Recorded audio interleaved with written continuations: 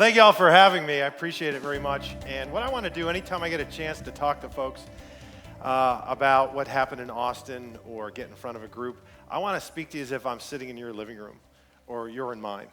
And just be very candid and frank, because I've been to enough of these where people have prepared remarks and they're very careful about what they say and they don't want to offend anyone. Well, I don't care about any of that. I just want to be truthful. And so I just, listen, the world is becoming a very small place, and an example of that was in 2012, I'd been elected to the state legislature, and my wife, I hadn't been sworn in yet, it was in late November, and she was watching a TV show, the local news actually, and she said, "Honey, get in here." So as a dutiful husband, I ran up and I said, "Yes, darling." And she said, "Watch this." And it was a segment about a guy named Dwayne Bowick, who is a state rep out of Houston, and he had a bill, House Bill 308, that was nicknamed the Merry Christmas Bill. And what it did was codified into Texas law that students, parents, teachers could say, "Merry Christmas" on school grounds, "Happy Hanukkah," traditional Christmas and holiday greetings. And they would be backed by the state of Texas. So if anybody wanted to sue, the Attorney General in the state of Texas would pay, the ISD wouldn't have to. Believe it or not, that's where we were at the time and still are, but we had to codify that in a Texas law. My wife looked at me and said, "If you want to get me an early Christmas gift, you make sure this bill becomes law." Okay? Now, I hadn't been sworn in. I had absolutely no idea the process and how the Texas legislature worked at all. But I mustered up as much confidence and bravado as I could, and I looked at her and I said, "You got it, baby." So we get sworn in January, I think it was the 13th, and as soon as we get sworn in, I made a beeline over to Dwayne Bowick, and I explained the situation. And he said, "Oh my God, that's great, Pat, because listen, there's 43 new members of a body of 150 members because it was a census year. There were 43 new members." He said, "I want you to act as a liaison with the freshman class, because I don't even want this to be a partisan issue. I want this to be bipartisan. We're going to pass this bill because we're Texas and we're going to do this." And I said, "Done." And long story short, we did get that done, and Governor Perry signed it into law in June of 2013. So that is the law. So Merry Christmas, Happy Hanukkah in June. All right. It's okay to clap. It's Parker County. Well, then, so small world stuff. In 2015, 2 years later, I went to London, England, because the Dallas Cowboys were playing there. It was a great excuse for me to go to England. My wife allowed me to go with a couple buddies. And I figure while I'm there, one of the bucket list things is I want to go to British Parliament. I want to meet with some members of Parliament. So I had my staff call, and we got 2 meetings arranged with conservative members of the British Parliament. And the first meeting was really neat. We went to the House of Lords, and we had high tea. That was pretty cool. Now, the second fella that we met with was really dynamic, and he was an undersecretary for one of the British cabinet members. And he walks in the room, and he says, "Where's Pat Fallon, the man who saved Christmas?" I think he Googled me. But it was a very, it's a very small world, that things that we do, and it affects, a whole bunch of different people that you never think would notice. But anyhow, real quickly, the Texas legislature, 150 members of the House, 31 members of the Senate. We have an outstanding member of the House that represents, Phil King, who represents Parker and Wise County. He's outstanding. He's a dear and great friend, and he's very effective, and he's incredibly respected. And a body of 150, 83 Republicans, 67 Democrats. And everyone knows that when you talk to Phil, you can trust him. So you've got a great representative here, and it's just a pleasure to work with him. One of the hallmark pieces of legislation that Phil had sponsored, and it is now law, is House Bill 347, Deidre knows. And you cannot be annexed into a city without your permission. There will be a vote, because at the, yeah, that's Zion Hill strong there. But because cities don't have rights, people have rights. And we can't ever forget that. And we had partially fixed it in 2017, but rural counties weren't included. All 254 counties are now included, and it's the law of Texas, so that'll never happen again. So that was a great thing, and Phil led on that. It was very important. But the difference, because people ask me, what's the difference between the House and the Senate? Well, we're equal chambers, 150 members. All the work in the House is divided up by 150 members. Well, in the Senate, all the same amount of work, but it's divided by 31 members. So I was not quite prepared for the immense workload. In fact, I typically lose about 5 to 10 pounds in the legislative session. I gained 5 or 10 pounds, well, maybe 12 pounds this session, because you're just always at work, which is great, and it was fine, it was awesome. And you're not representing 170,000 people, you're representing 1 million people. Our district, Senate District 30, is 14 counties.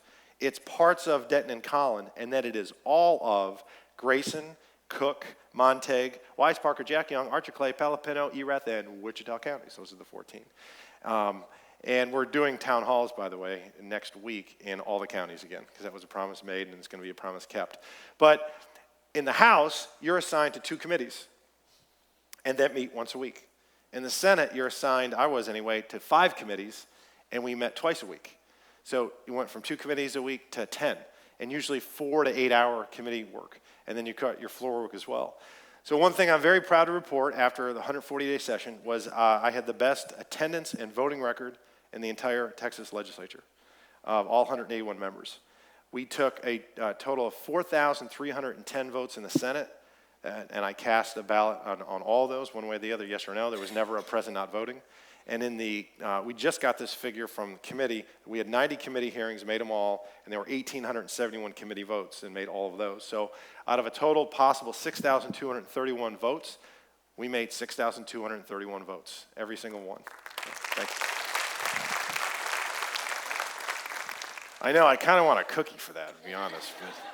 But, I know, I wish they showed up more in Washington. We might not have a $21 trillion debt. But so I want to very briefly talk about the budget, because you're going to read online, you probably have already, some people saying we're spending like drunken sailors, others saying that we did a great job when we were under population and inflation.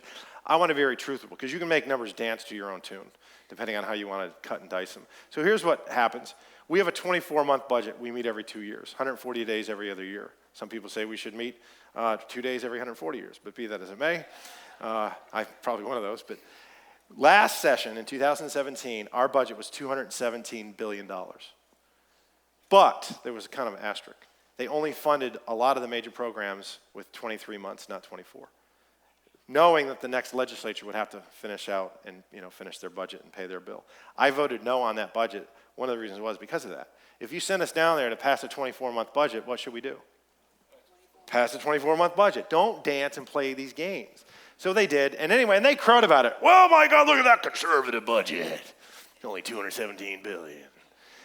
Well, not really, because we had to put $9 billion in this budget as a supplemental to pay the rest of their bills. So it was really $226 billion. And our budget this time was $250 billion. But we did have Hurricane Harvey that dropped 11 trillion gallons of water on Houston in a week, so that's going to add some cost, clearly. And then we passed $5 billion in property tax relief back to taxpayers. So I don't really think that's spending. So you really got to lop that $7 billion off. So the budget this session was really $243 billion. So it's $226 to $243. $17 billion delta, which is about 7.5% increase, which is actually below population and inflation, which is really a good standard to look at. Now, let's be truthful. In 2021, there's going to be a supplemental budget to pay for some expenses that we didn't think about or anticipate in 2019. But we funded a 24-month budget this time. So that's going to be rather small. And population and inflation was at 9%. So it'll be probably right around there. So I thought it was a good budget as far as that goes. And it's in line with principles. I'm for zero-based budgeting. I think that would be a really good way to do it. It's what we have to do as business owners, and I don't think government should really operate any differently. So we need tax relief, and we need tax reform. I think people here in Parker County are acutely sensitive to that. I know that in several other counties that I represent, they are as well. And we did finally get that done. I was for as far as, let's talk about reform first, the property taxes to have a hard line future growth set at 2.5% hard cap. So in other words, you couldn't be taxed any more than 2.5% on your property taxes from the year before. That did get passed with schools. So school finance, your property tax bill can never go more than 2.5%. Can't be raised anymore year over year. On cities and counties, it was 3.5%. So close, but not quite what I would have preferred. Because, I'm not the king of Texas, unfortunately. And Actually, my wife says fortunately, but and you have to do politics is the art of the possible. So it was something that I did vote for eventually, but I wanted the 2.5 hard cap. So what's going to happen from here on out? If you have a homestead exemption, you are not going to ever see again your tax bill increase 8%, 7%, 10%. Thank the Lord. In a church, so that's a good thing to do. But so that was one way we addressed at least future growth, and then we passed $5 billion in relief moving forward. So you're going to get, if you own a home that's $250,000, it's about $210 literally off that you're going to get back that the state is giving you. So it'll be slightly lower, and Governor Abbott just signed that into law as well.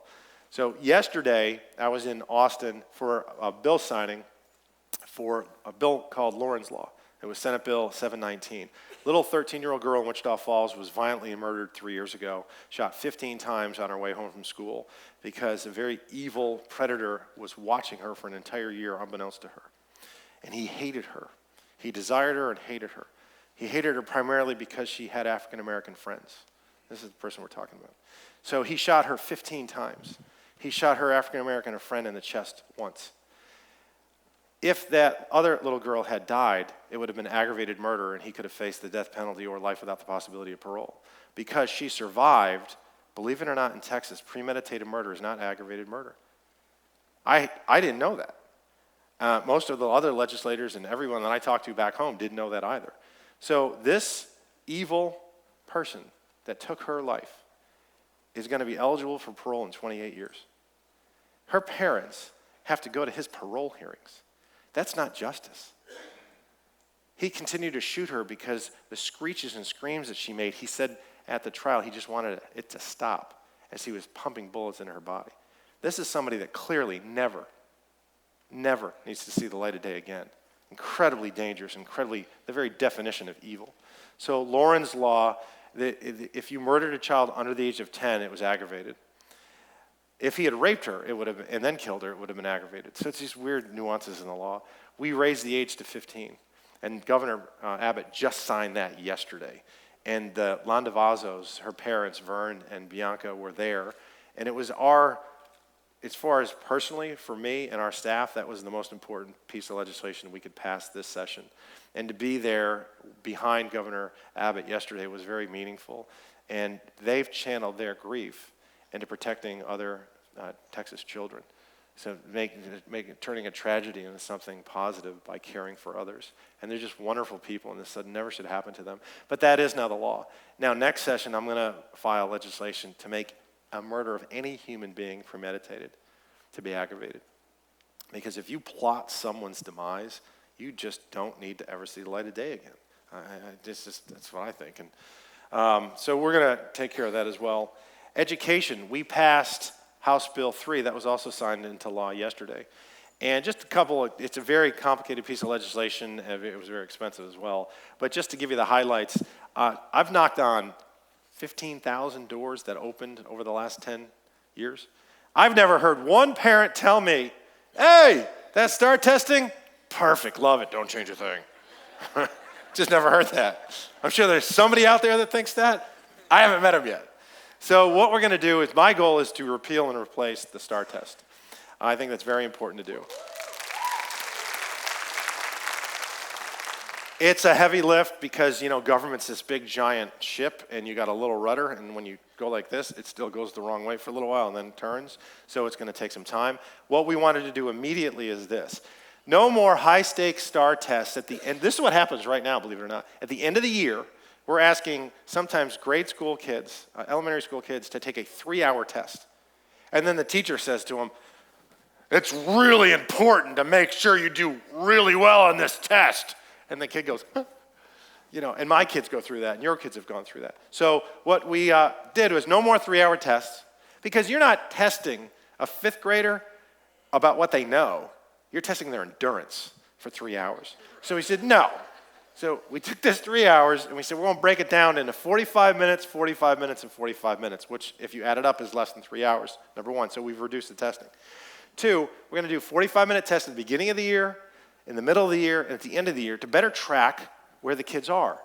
And not high stakes, lower the stakes, because it's just, you're going to do 3 different ones. It's okay, and just have some fun, kick your knowledge out and see where you're at. Also, we're never going to have STAR tests on a Monday when they're just getting back from the weekend, they're not in the swing of things, or for that matter, Tuesday if you had Monday was a holiday. It'll never be on the day you started the week. It's after they have some flow. So those were 2, really good improvements. Also, we're putting together a committee and a panel, an independent panel, and we're looking at, are the STAR tests really testing at grade level? Are they too difficult? And right now, 3rd grade, when you start to read, up until 3rd grade, you're learning to read.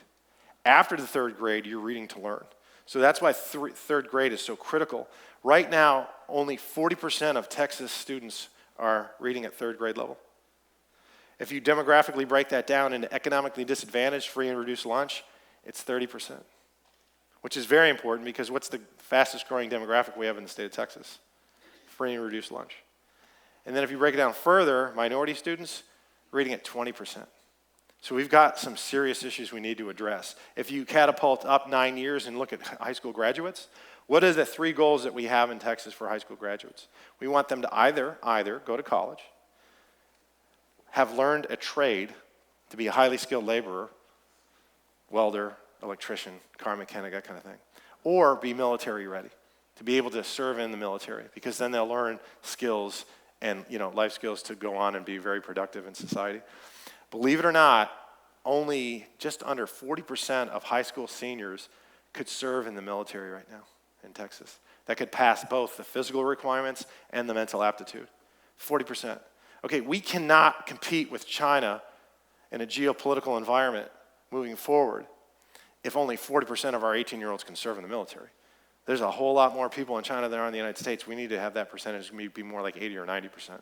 So that is something that really is a crisis in my view, and we need to address it going forward. So we're literally thinking about, oddly enough, a little bit more recess so they can get a little bit more physical activity, and focusing more on the physical as well as the mental, and kind of using both. So we're looking at those things. But HB 3 wasn't the solution, but it was a big step forward. So that was very important. And we worked together. So I'm going to be very candid with you. It was really disheartening in the 3 legislative sessions that I served in the House to see the 3 most powerful politicians in Texas, the governor, the lieutenant governor, and the Speaker of the House, not be able to sit down and meet on a regular basis like adults, like grown-ups. Because when they fight like they did before, we all lose. All Texans. Well, I'm glad to report we have the same governor, we have the same lieutenant governor, but we do have a new Speaker of the House, Dennis Bonnen. And they have worked remarkably well together, the big 3. They met and had breakfast every Wednesday morning, and they talked about their priorities. And they sure as heck had differences, because I know all 3 of them, and 3 of them privately told me, hey, don't tell the governor, but hey, don't tell the Speaker. And I'm like, oh, juicy. So I'm not going to say what anyone said, but I will say that they had their differences, but they worked them out like adults. So Dennis Bonnen's first session in the House wasn't by any means perfect, but it was better than the last 5 legislative sessions in the House with the former Speaker. So it was a massive improvement moving forward. So that was a great thing as well, and I think we've all benefited from that. So that was the biggest difference that I saw session over session. Now, somebody had inquired as to what we're going to do as far as drought planning goes, because Texas, a couple of interesting things. One is, in 1950, we had 8 million people in Texas. Today, we have nearly 30 million, and by 2070, we're going to have 51 million people. I think Parker County is going to have a whole lot more of those folks, too. Fortunately, believe it or not, so population is going to go up from now until 2070 about 73%, but our water needs will only increase about 17%. And that's primarily because of the technological advances in agricultural irrigation.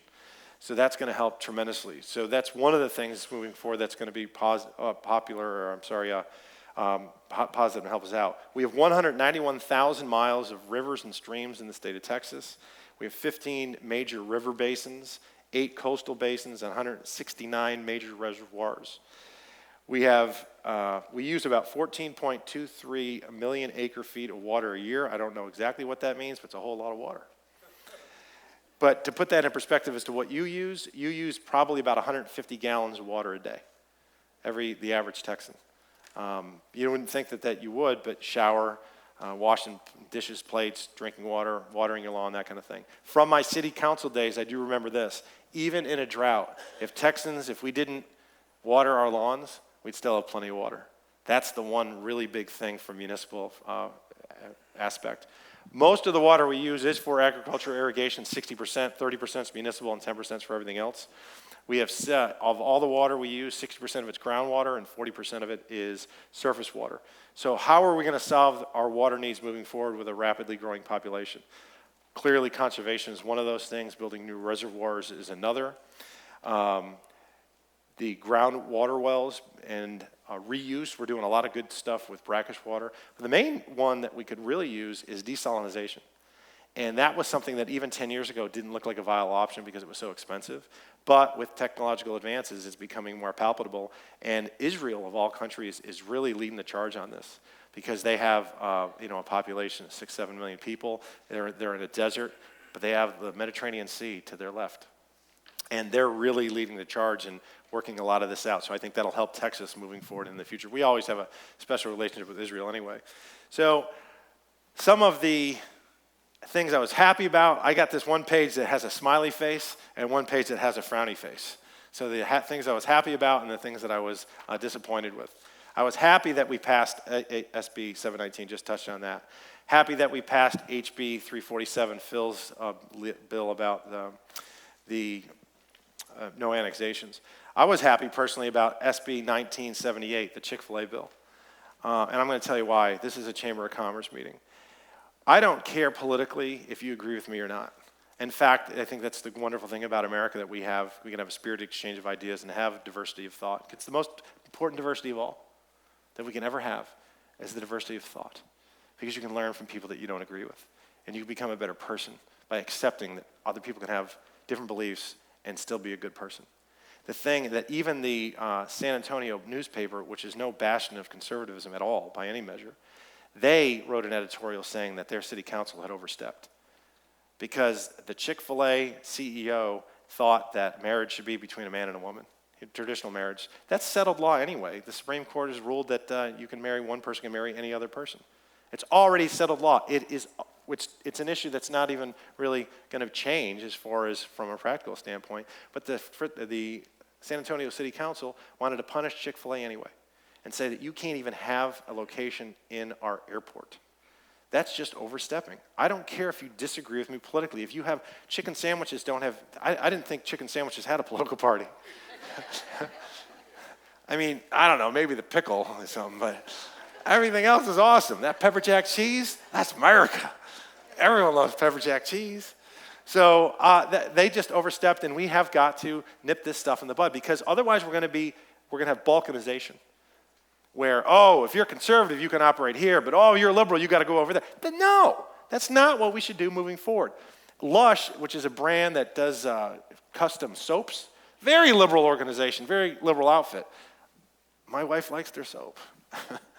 I know, I'm going to get her soap every now and again. It's just the way it goes. But, we got to watch that. Another thing that I championed was SB 18, along with Senator Joan Huffman, which was the Campus Free Speech Act. I want our children to be educated, not indoctrinated. Very important. And I want that. Thank you.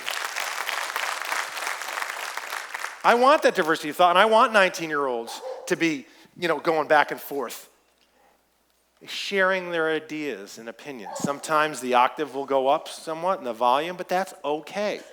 When I saw a video of 19 rather courageous conservative students at the University of Texas, Austin, with signs and placards and booths saying that they supported then Judge, now Justice Brett Kavanaugh during his confirmation hearings, I knew what was going to happen when I was watching the video, that they were eventually going to get swarmed by 300 kids that didn't agree with the 19 of them. And it's precisely what happened. And that's okay, that's good. And they're arguing back and forth. Some of the conversations were like this, and others were like this. Everything was fine until one of the people that weren't supporting Kavanaugh stepped up and took their signs violently and grabbed them and ripped them up and threw them back in their face and kept doing it. It was a female that did it. And that crosses the line. You want to do that? I quite frankly think you should be expelled. If you do that and you're a conservative and you go up to a liberal group and do that, you should be expelled. It doesn't matter if I agree with you or not. That's not the way to act, and that's not civil discourse, and that's not what this country is about. And we need to teach them early at 19 that that's not acceptable behavior.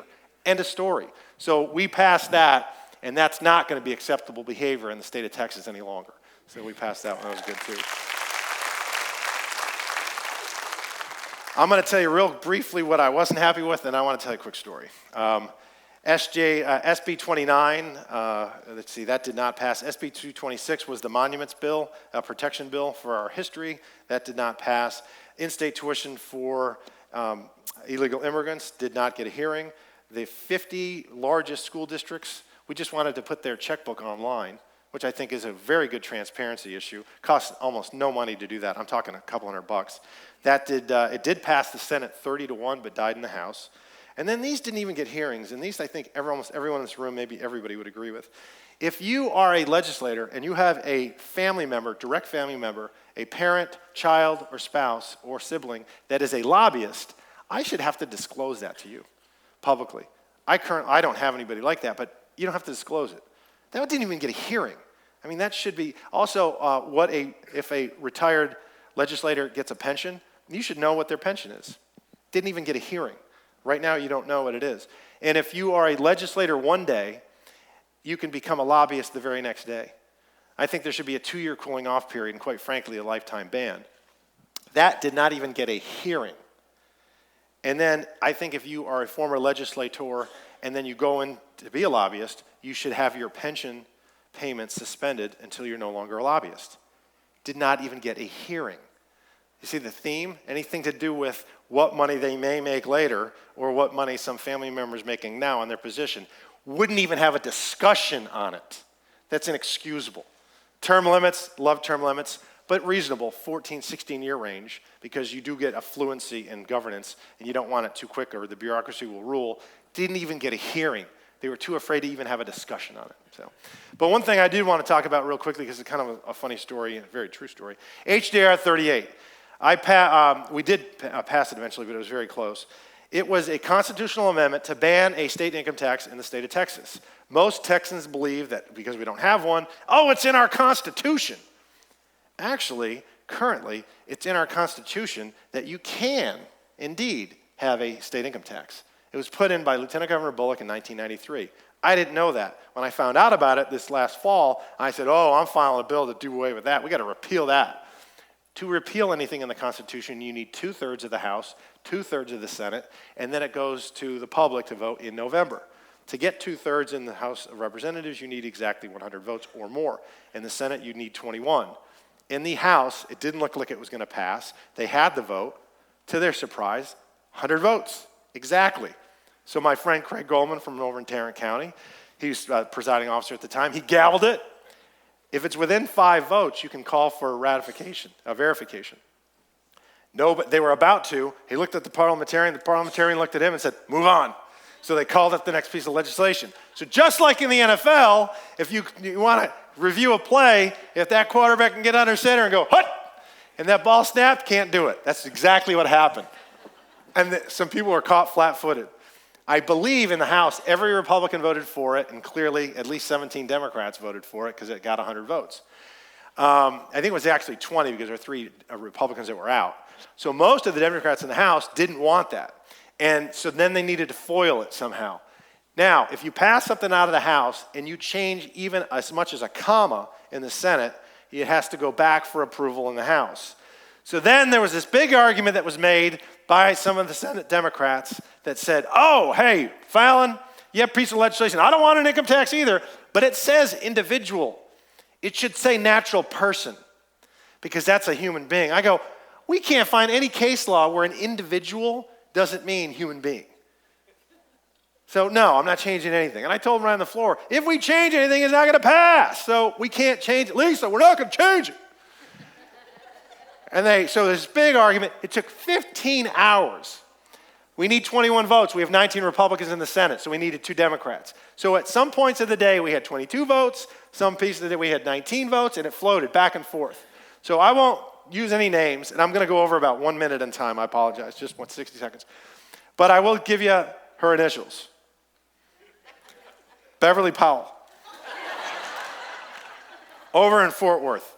And she had co-sponsored the legislation. So all 19 Republicans sponsored it, and she sponsored it, Democrat from Fort Worth in a very purple district, slightly Republican. And so I'm like, we got 20, we need one more. Well, then we finally got one more, Chuy Hinojosa, Democrat out of Corpus Christi. But then Beverly Powell comes up to me and she says, you better take that amendment or I'm voting no. And I went, Beverly, I can't. I went through the whole thing. She's like, well, then I'm going to vote no. And so we're cajoling her, we're beseeching her, we're begging her, we're pleading with her, and she gets so mad at me at one point. I'm standing at her desk talking to her. She goes, you just better leave my desk right now. Now, I'm married, so I left. I know the signal. It's time to give her some space. Well, the governor's working with her, the lieutenant governor, the speaker. Then I'm going over to the House saying, can we get 100 votes? If we do take this amendment and change it, can you get 100 votes? They're like, absolutely not, no way. So then she comes into the lounge, and Beverly tells me, I'm not voting on it. This bill is dead. I'm a no. So we were at 21, now we're at 20. I'm like, oh, crestfallen. So I get on my phone, and I go to Facebook, and I'm about to post about the failure of H.J.R. 38. And then I'm just about to hit send. I said, no, I'm not. No. I'm going to give it one more try. I walk up to the lieutenant governor. He goes, how's it going? And I go, Gov, not good. Enough small arms fire. We need the heavy artillery. You're going to have to get involved in this thing. I can't. We're at 20. Beverly's a no. So he can summon any senator up by just sending somebody out real quietly, but he clicks the microphone right on and goes, Senator Powell, can you come up here, please? She's walking up. She knows that we're talking about her when I was talking to him. So I'm walking down the stairs, and she's walking up, and she looks at me. If looks could kill, my head would have exploded. She goes like this, and I'm going down like this. So I'm running over to the House. She goes and talks to the lieutenant governor. She's not going to do it. She's like, no. And he's like, so there is one senator from the Valley named Eddie Lucio, conservative Democrat, pro-life guy. And he's good for about 1 or 2 votes a session where if the governor just goes, lieutenant governor says, I just got to have you on this. He had spoken against H.J.R. 38. So when Beverly was just a hard no, she left, and the lieutenant governor clicks his mic back on and goes, Senator Lucio, could you come up here, please? They come up, they have a talk, and then they summon me. I'm outside the chamber walking to the House. One of the pages comes running. Senator Fallon, Lieutenant Governor wants you. I knew exactly what that meant. We had 21 votes. So I went, thank you. I turn around, I sprint back into the chamber, and I burst in kind of like one of those cowboys in the gunslinger movies. I go, and I know. So I'm running to my desk, and the governor just, and when I say governor, I mean lieutenant governor. That's what we call him.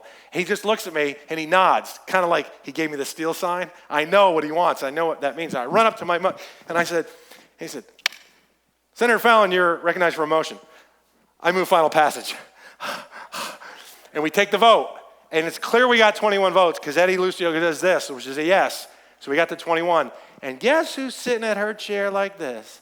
And springs up and runs to the Secretary of the Senate and says, I'm a yes. Beverly Powell. Yeah. So we had 22 votes instead of 21. It passed 22-9. And this November, everyone here in this audience will have a chance to once and for all ban a state income tax in the state of Texas.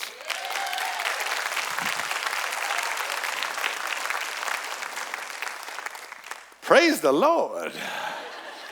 Thank you very much. Do we have time for questions? Did I? No, there was one question, SB2, that somebody submitted. About going out of bounds? Did you? About what? Was it about going out of bounds in the conference committee? You want to answer that real quick? Yeah, and I can answer it. The other questions you were able to answer in your presentation. Oh, good. Okay, thanks, Lisa. When, like we were talking about before, if a piece of legislation passes the House and then it's changed somewhat, whether it's a major change or a minor change in the Senate, you need to go to what's called a conference committee. So to be very simple, let's just say that they pass a bill about 10 apples out of the House. And it comes over to the Senate, and we amend it and say, well, this is about 10 apples and 2 lemons. Well, now we're going to go to conference committee.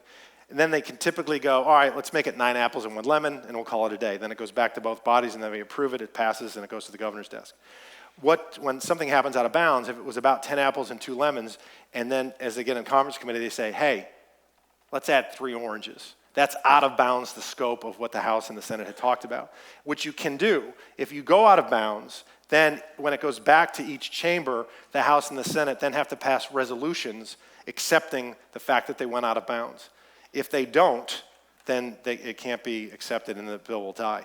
In the case of SB 2, the resolutions passed overwhelmingly, nearly unanimously, that it did go out of bounds of the scope, but it was acceptable to both bodies. Because it is a legislative tool late in the session to change something that otherwise would have died. So it gives us that, flexibility and pliancy to do that, and that's what happened with SB 2. But last thing I just want to say in 20 seconds is there are 14 counties in Senate District 30. In the primary in March of 2018, where really the election was decided, in my home county of Denton, we got 65% of the vote in a 3-way race, and I really thank that, and that's where I'm from. And in Grayson County, we got 67%. But in Parker County, we got 69%.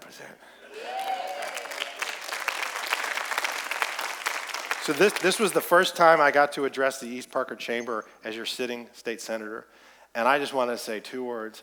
Thank you. Thank y'all.